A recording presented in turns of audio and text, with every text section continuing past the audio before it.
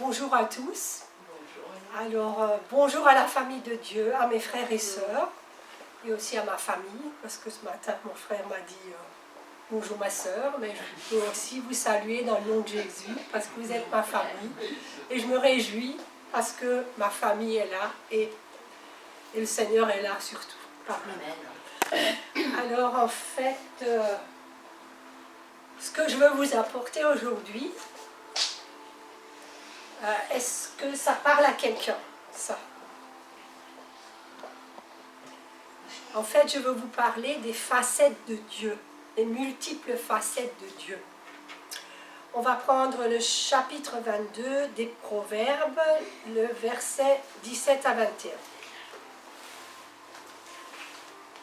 Alors, prête l'oreille et écoute les paroles des sages, applique ton cœur à ma science, car il est bon que tu les gardes au-dedans de toi et qu'elles soient toutes présentes sur tes lèvres, afin que ta confiance repose sur l'Éternel.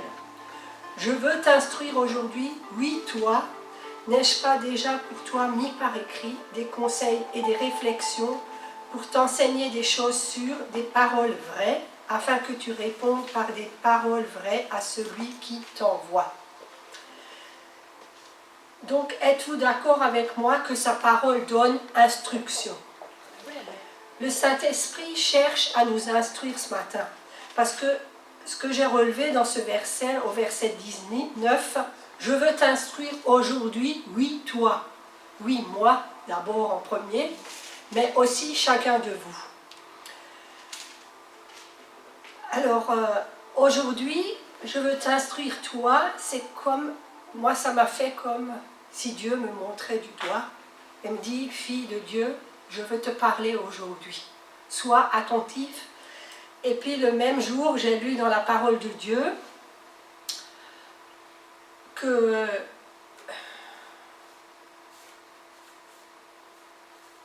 alors, j'avais lu, c'est plus loin, que celui qui a des oreilles pour entendre, entende. En fait, j'avais lu dans Marc 4, et puis, vous savez, dans Marc 4, c'est marqué deux fois. C'est marqué Marc 4, verset 9, et le Marc 4, verset 23. Que celui qui a des oreilles pour entendre, entende. Donc, aujourd'hui, je vous invite à ouvrir vos oreilles. Et que vraiment la parole de Dieu fasse son effet dans vos cœurs. Alors, vous savez tous ce que c'est qu'un kaléidoscope. C'est un instrument optique réfléchissant à l'infini et en couleur la lumière extérieure. L'observateur regarde d'un côté du tube et la lumière entre de l'autre et se réfléchit sur des miroirs. Donc c'est ce que vous voyez là, quand vous regardez dans ce tube. J'en ai un à la maison, mais je me suis dit c'est plus parlant pour vous. Et ça, ce qui m'a fait penser à Dieu qui a mis sa lumière en nous et qui nous fait découvrir jour après jour ses facettes, les facettes de qui il est. Parce que c'est vrai, souvent on aime Dieu pour ce qu'il nous donne. Mais vous savez, on ne doit pas choisir et aimer Dieu pour ce qu'il nous donne, mais on doit l'aimer pour qui il est. Amen. Et donc, j'espère que vous, tous ici, vous avez choisi Dieu, non pas seulement pour ce qu'il nous donne, mais vraiment pour ce qu'il est. Donc la Bible nous parle de qui est Dieu, et à travers sa parole, nous pouvons approfondir ses nombreuses facettes. Et je veux aussi vous encourager à étudier la parole de Dieu, afin d'être comme des arbres plantés près des courants d'eau, et que vous puissiez porter du fruit pour la gloire du Seigneur. Donc, je ne peux pas faire toutes les facettes aujourd'hui, donc je vais que en faire, je crois, 5. Et j'en ai encore une dizaine à la maison. Et puis je pense qu'il en existe encore plus que ce que j'ai relevé. Et je ferai peut-être le prochain message, je vous en ferai des autres. Donc pour commencer, Dieu est vie. Genèse 2, verset 7. L'Éternel Dieu forma l'homme de la poussière de la terre il souffla dans ses narines un souffle de vie et l'homme devint un être vivant. C'est vrai que ce matin, on a déjà beaucoup entendu que le Seigneur nous connaît depuis le ventre de notre mère. Voilà, et que c'est lui qui a donné la vie. Alors, Jean 5, verset 26. Comme le Père a la vie en lui-même, ainsi il a donné au Fils d'avoir la vie en lui-même.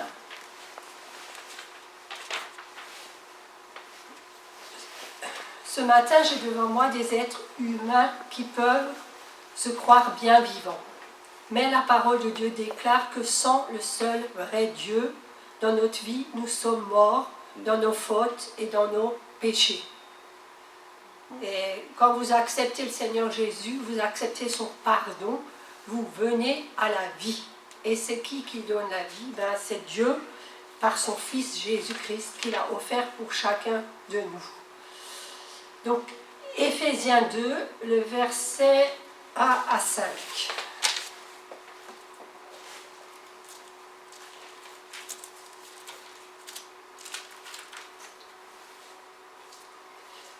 Vous étiez morts par vos offenses et par vos péchés, dans lesquels vous marchiez autrefois selon le train de ce monde, selon le prince de la puissance de l'air et de l'esprit qui agit maintenant dans les fils de la rébellion. Nous tous aussi nous étions de leur nombre et nous vivions autrefois selon les convoitises de notre chair, accomplissant les volontés de la chair et de nos pensées, et nous étions par nature des enfants de colère comme les autres.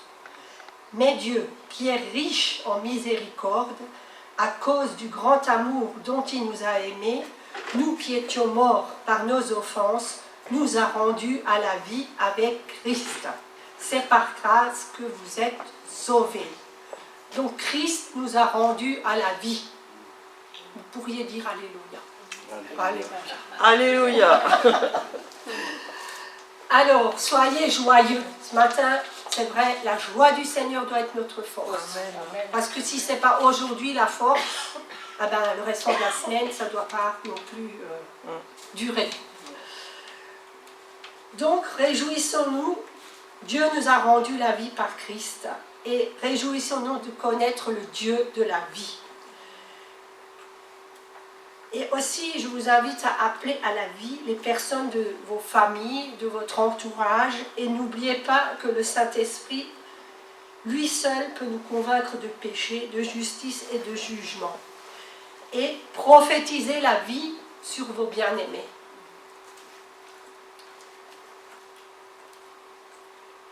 C'est vrai que le Seigneur, il transforme nos vies. Personne d'autre peut transformer nos vies comme le Seigneur a transformé notre vie. Et que vraiment c'est une vie abondante qu'il veut aussi pour chacun de nous. Donc les êtres humains sont par nature perdus, spirituellement morts, séparés de Dieu et loin de la vie de Dieu. Le seul vrai Dieu en qui se trouve la vie a donné son Fils unique Jésus-Christ. Et c'est vrai qu'avant ma conversion, nous étions de leur nombre et nous vivions autrefois selon les convoitises de notre chair, accomplissant les volontés de la chair et de nos pensées, et nous étions par nature des enfants de colère comme les autres. Quand vous avez reçu Christ, est-ce que vos pensées ont changé? Amen. Parce que, est-ce que vous recherchez la volonté de Dieu dans vos vies? Oui. Moi, je peux dire vraiment que ma vie, quand j'ai accepté le Seigneur, que toute ma vie, elle a changé, mais ça n'a pas changé d'un coup, comme ça, magique, mais ça a changé petit à petit. Et en étudiant sa parole, et en cherchant la volonté de Dieu, déjà pour ma propre vie, et que je puisse, que chacun de nous et moi-même, on puisse accomplir vraiment ce que le Seigneur nous demande. Parce que si vous avez Christ, la vraie vie en vous, il faut la partager. Amen. Et Jésus ne garde pas la vie pour lui-même. Donc nous, on ne doit pas la garder pour nous-mêmes. Jésus est venu parmi nous pour la partager avec l'humanité. Quand je pense, il n'y avait que 12 apôtres. Et ils l'ont partagé. Et maintenant, grâce, bon, bien sûr grâce à Dieu, mais grâce à Dieu, nous sommes là. Dieu le Père ne lui a pas seulement donné la vie, mais aussi le pouvoir de l'accorder à tous ceux qui placeront leur foi en Jésus-Christ seul et qui l'accepteront comme seul Seigneur et Sauveur de leur vie. Vous connaissez tous ce verset, Dieu a tant aimé le monde qu'il a donné son Fils afin que quiconque croit en lui ne périsse pas, mais qu'il ait la vie éternelle.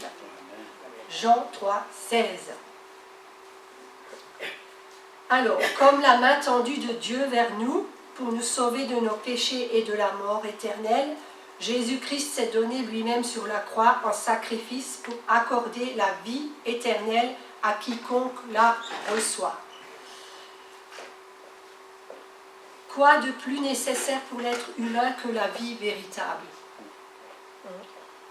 Nous, êtres humains, ne nous détournons pas de Jésus-Christ, le merveilleux Sauveur, la source de vie qui nous a apporté l'espérance de la vie éternelle dans son royaume de gloire. Alors, Dieu est vie, ça je vous ai dit. Maintenant, je vous dis que Dieu est vivant. Donc, j'ai lu une statistique cette semaine, enfin, je ne suis pas trop statistique, mais j'ai lu, ils ont interrogé des chrétiens, ils ne croient pas que Jésus est ressuscité. Mais c'est quoi ça? Je me suis dit, c'est quoi? Tu ne peux pas dire que tu es chrétien si tu ne crois pas que Jésus est ressuscité. Parce que sinon, il n'est pas vivant. Il n'est pas vivant au milieu de toi. Et donc, des millions de gens sur cette terre disent qu'ils croient en Dieu. Et souvent, ils disent qu'ils croient en Dieu, mais ils ne le connaissent souvent pas. Ils ne le connaissent pas comme ce Père d'amour qui nous a été révélé. Et ils ne connaissent pas non plus que la Bible, que c'est la parole écrite de Dieu. Vous savez, moi, il m'a fallu une révélation que la parole de Dieu soit le code de la route de la vie. Parce que quand je me suis convertie, je me posais plein de questions. Je me disais, mais oui, mais les gens, vous savez, je disais à mon frère, ils ont certainement transformé la Bible. Parce que c'est comme un peu le téléphone arabe. Vous savez, quand on joue, quand on est enfant, à se dire une phrase dans l'oreille, et puis à la fin, le dernier, c'est plus la même chose que ce que le premier il a dit. Je me suis dit que la Bible, c'était peut-être ça. Et après, j'ai lu à la fin que celui qui ajoute un iota, ou qui retranche quoi que ce soit de la parole, il sera puni sévèrement. Je me suis dit, bon, alors je prends la parole comme la vérité, parce que celui qui a ajouté quelque chose ou retiré quelque chose, il sera puni par Dieu. Donc, ce n'est pas mon problème. Je prends la parole de Dieu pour la vérité. Et encore aujourd'hui, je sais que cette parole peut apporter la vie et que c'est la vérité. Parce que Christ, c'est le Verbe qui a été fait chair. Ça, je ne comprenais pas non plus, mais maintenant je comprends. Parce que le Seigneur m'a éclairé. Donc, ils ne connaissent pas la Bible, la parole écrite de Dieu, et ils n'ont pas une relation personnelle avec le Dieu vivant, créateur du ciel et de la terre et tout ce qui s'y trouve. Ils connaissent bien leur religion, les règles de celle-ci, les rites, les traditions, mais ne connaissent pas Dieu personnellement. Mais ils croient en Dieu, ce Dieu qu'on leur a présenté au cours de la religion ou au catéchisme. Mais je voudrais vous parler du Dieu vivant, le Dieu de la Bible, qui veut que tous les hommes soient sauvés et qui parviennent à la vérité. C'est ce Dieu que nous croyons dans tout ce qu'il nous dit. Il est écrit qu'il veut se faire connaître à toute personne sur la terre. Il suffit pour cela d'accepter et de s'approcher de lui. Dieu nous parle encore aujourd'hui, il agit dans la vie de ceux qui l'acceptent, ceux qu'il touche, et c'est lui qui nous ouvre aussi l'intelligence. Si vous ne comprenez pas quelque chose, demandez au Saint-Esprit de vous éclairer, et il le fera, et il ouvrira votre intelligence. Donc on sait aussi que Dieu pardonne nos péchés, qui sauve ceux qui se sentent perdus, Il guérit et libère encore aujourd'hui ceux qui s'adressent à lui. Oui, Dieu parle et nous n'avons aucune raison de mettre sa parole en doute. Ne doutez pas de la parole de Dieu.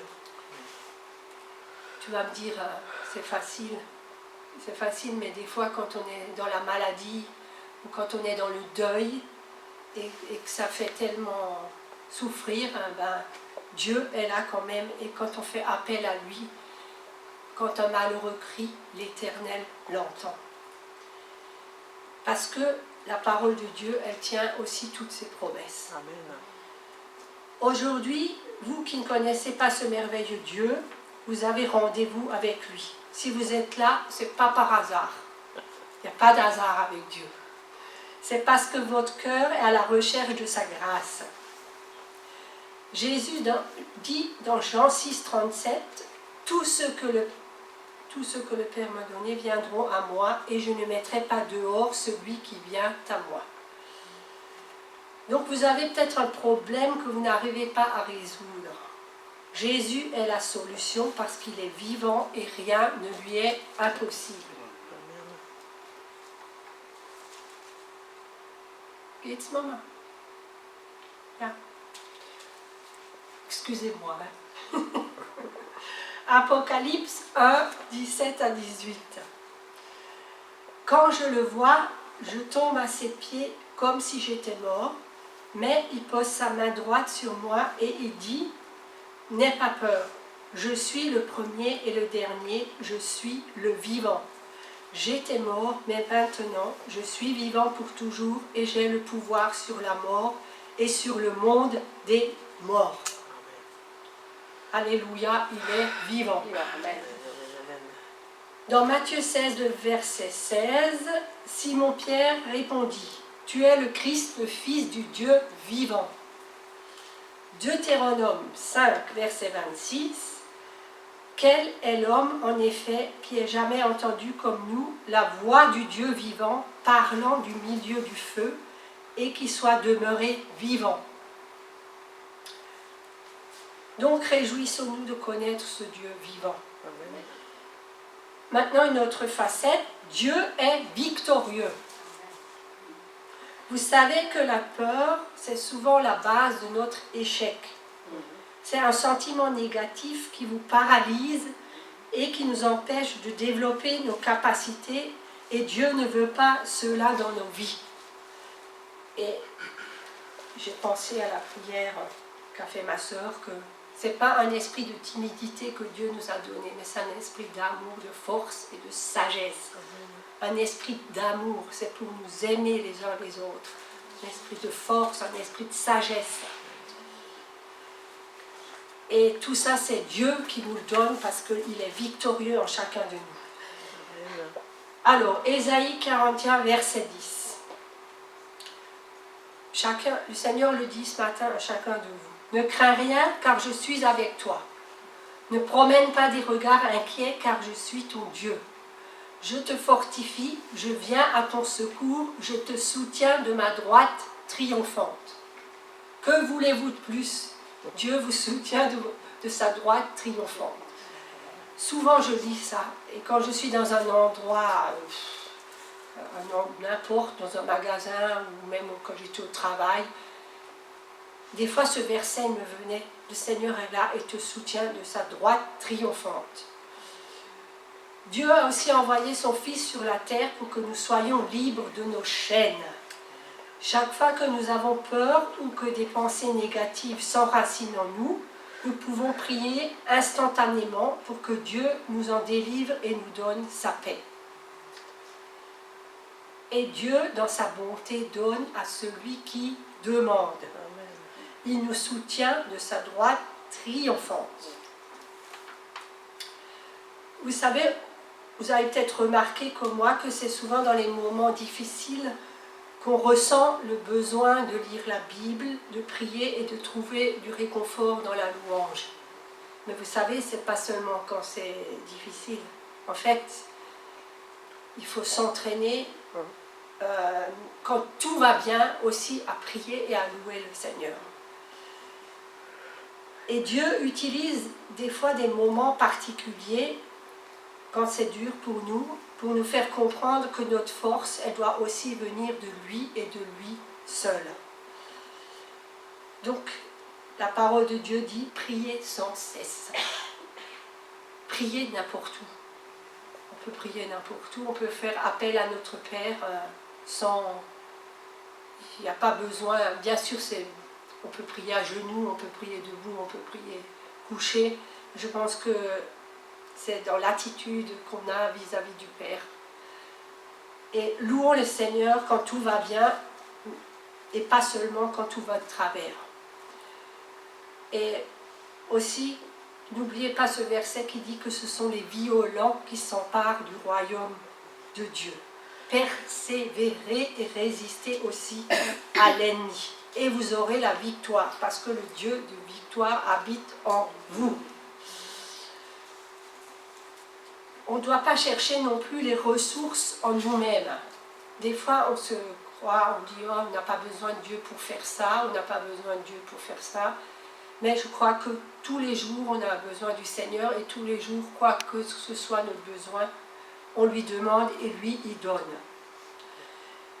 Au contraire, nous devons rechercher la puissance de Dieu, parce que c'est lui qui nous donne la force pour combattre nos peurs et nos doutes. C'est alors que nous sommes victorieux dans nos vies. Donc on va voir ce que Dieu dit à Josué lorsqu'il l'appela à conquérir la terre promise. Dieu a aussi des terres promises que vous devez conquérir. Donc, Josué 1, verset 9, « Ne t'ai-je pas donné cet ordre? Fortifie-toi et prends courage. » Fortifie-toi, c'est un ordre donné avec amour, je dirais. « Ne t'effraie point et ne t'épouvante point, car l'Éternel, ton Dieu, est avec toi dans tout ce que tu entreprendras. » Donc Dieu sera toujours à nos côtés, même quand nous échouons. Et c'est vrai que nous n'avons pas besoin d'avoir peur des hommes, parce que peut nous faire un homme? Ce n'est pas parce que tu as subi aussi des échecs que tu es un échec.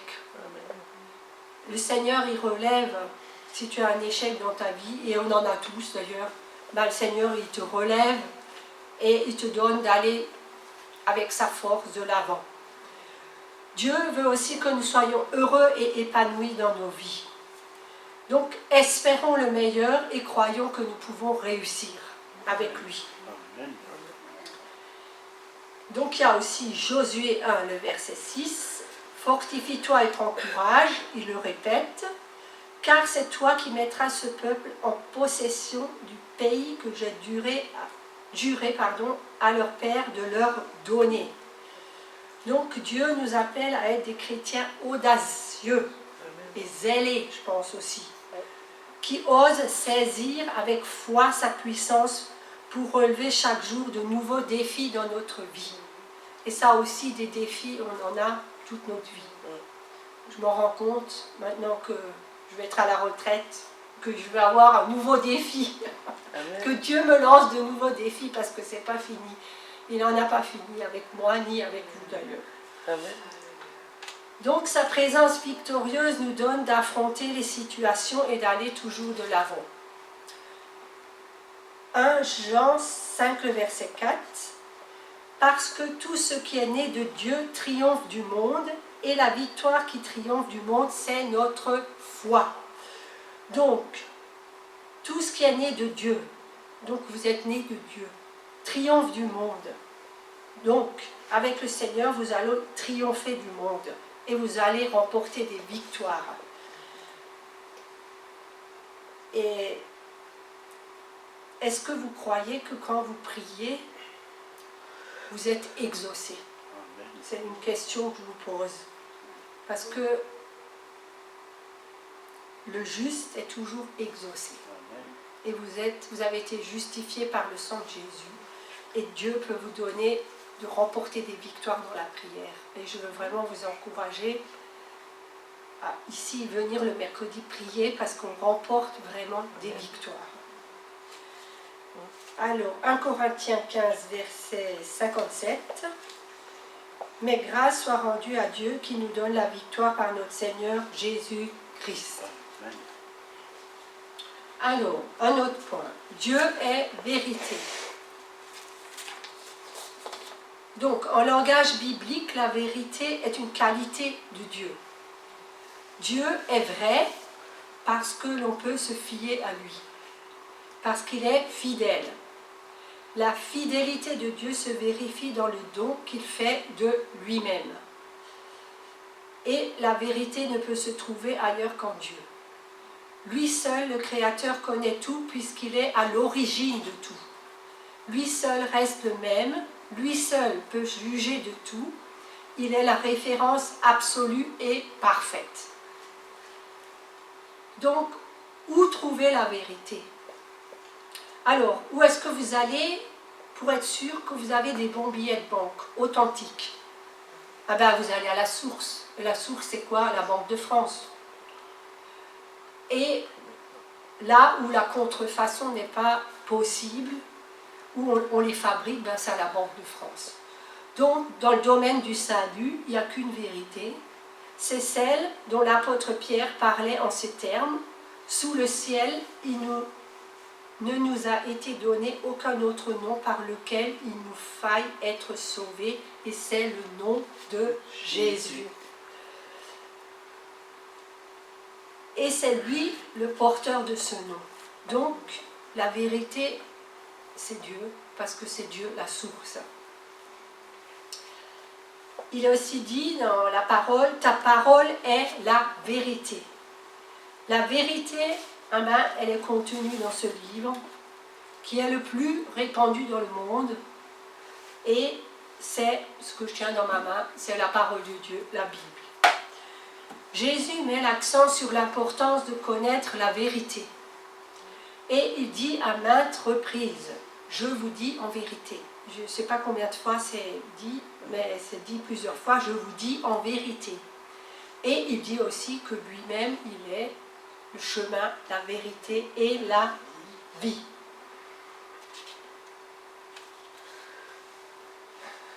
Et nul ne vient au Père que par moi. Ça, il faut aussi le savoir, que Jésus est le chemin, la vérité et la vie. Donc Dieu est la vérité. Jésus dit aux Juifs qui ont cru en lui, ça c'est Jean 8, 31 et 32, « Si vous demeurez dans ma parole, vous êtes vraiment mes disciples, vous connaîtrez la vérité et la vérité vous affranchira. » Ensuite, une autre parole, Jean 1, 14, « Et la parole a été faite chair, et elle a habité parmi nous, pleine de grâce et de vérité, et nous avons contemplé sa gloire, une gloire comme la gloire du Fils unique venu du Père. » Alors, Jacques 1, 18, « Il nous a engendrés selon sa volonté, par la parole de vérité, afin que nous soyons en quelque sorte les prémices de ses créatures. » Alors ça, ce verset, on peut en faire une prière, ce verset que je vais vous lire, le psaume 25, versets 4 et 5.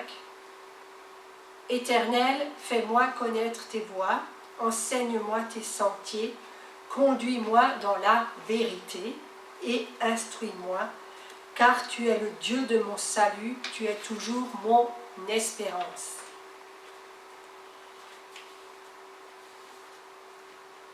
Il y a un verset qui dit aussi que Jésus nous sanctifie par la vérité, c'est Jean 17, verset 17. « Ils ne sont pas du monde, comme moi je ne suis pas du monde. Sanctifie-les par ta vérité, ta parole est la vérité. » Donc, un dernier aspect que je vais vous développer ce matin, Dieu est le rocher. Deutéronome 32, verset 4. « Il est le rocher, ses œuvres sont parfaites, car toutes ses voies sont justes. C'est un Dieu fidèle et sans iniquité, il est juste et droit. » 2 Samuel 22, verset 3. « Dieu est mon rocher, où je trouve un abri. » c'est magnifique. Est-ce que Dieu, pour vous, est un rocher où vous pouvez trouver un abri? Mon bouclier est la force qui me sauve, ma haute retraite est mon refuge. Ô mon sauveur, tu me garantis de la violence. Il est un rocher comme forteresse. Vous savez, ça me fait penser à Vauban, à Neuf-Brisac, qui est construit comme une forteresse en étoile et où on peut se réfugier. Psaume 18, verset 2. Éternel, mon rocher, ma forteresse, mon libérateur.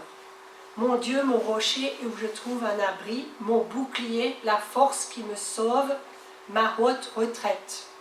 Voilà ce qu'il est, Jésus, pour moi, ma haute retraite. Donc, la Bible contient de nombreux noms de Dieu, notamment le rocher des siècles. Ésaïe 26, verset 4. Confiez-vous en l'Éternel à perpétuité, car l'Éternel est le rocher des siècles. Vous le savez, Dieu a toujours été et sera toujours là.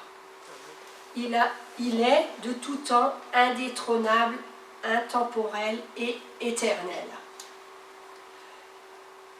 Y a-t-il quelque chose que vous puissiez craindre? Ben non. Quand vous savez qu'un tel rocher tient votre vie au creux de ses mains. Vous pouvez vous appuyer sur lui car il est solide éternellement et assez fort pour porter tout ce qui vous dépasse et vous écrase. Donc faisons-lui confiance. Sur le rocher, il y a énormément de choses, mais je ne vais pas tout développer. Il est aussi, Matthieu 16, verset 18, le roc sur lequel le Seigneur bâtit son Église. Matthieu 7, 24, heureux l'homme prudent qui a bâti sa maison sur le roc. Ça, c'est l'histoire. Ne bâtisez pas votre maison sur le sable. Ayez des fondements solides. Bâtissez votre maison sur le roc. Psaume 144 de David. Béni soit l'Éternel mon rocher qui exerce mes mains au combat, mes doigts à la bataille. Donc j'aimerais que vous reteniez ces cinq facettes que je vous ai données. Donc je vais vous les récapituler. Dieu est vie. Donc vous pouvez vous les approprier. La vie de Dieu est en moi. Dieu est vivant. Son esprit est vivant en moi. Dieu est victorieux. Le Dieu de victoire habite en moi. J'ai la victoire sur le péché. Dieu est la vérité. Je connais Jésus-Christ, la vérité, et je marche dans la vérité. Dieu est le rocher, je m'appuie sur le rocher des siècles. Donc on peut se réjouir, et la Bible nous dit qu'on doit pousser des cris de joie vers le rocher de notre salut. Avant on a chanté « Hey », là j'aime bien, là, là, là, là. Et c'est des cris de joie, parce que David il s'exprimait aussi en chantant et en dansant. Et poussons des cris de joie vers le rocher de notre salut. Bon, je ne veux pas dire que c'est l'Ancien Testament, c'est les psaumes, mais combien de fois est-ce qu'on fait ça? Mais je crois que le cœur du Père il se réjouit quand on pousse des cris de joie vers le rocher de notre salut. Et pour finir, j'aimerais qu'on se lève et qu'on chante ce chant. Bon, je pense que tout le monde le connaît. Quand j'invoque le Seigneur, quand je glorifie son nom.